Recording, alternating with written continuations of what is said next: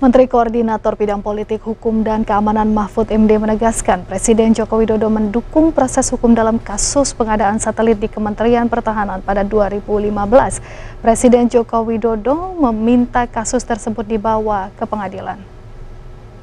Sudah ada undang-undangnya ya, kita selektif siapa yang... Menteri Koordinator Bidang Politik, Hukum, dan Keamanan Mahfud MD menyebut, permintaan Presiden Joko Widodo terkait kasus proyek pengadaan satelit Kementerian Pertahanan dibawa ke ranah pengadilan disetujui Menteri Komunikasi dan Informatika, Menteri Keuangan, Menteri Pertahanan, hingga Panglima TNI. Menko Polhukam menjelaskan keputusan tersebut diambil setelah Badan Pengawas Keuangan Pembayaran (BPKP) dalam auditnya menemukan ada dugaan pelanggaran hukum yang merugikan negara. Mahfud MD menyebut kasus tersebut perlu dibawa ke ranah pidana setelah ada sejumlah pihak yang dianggap menghambat proses. Menteri Pertahanan dan Panglima TNI menegaskan tidak boleh ada pengistimewaan pada korupsi dari institusi manapun.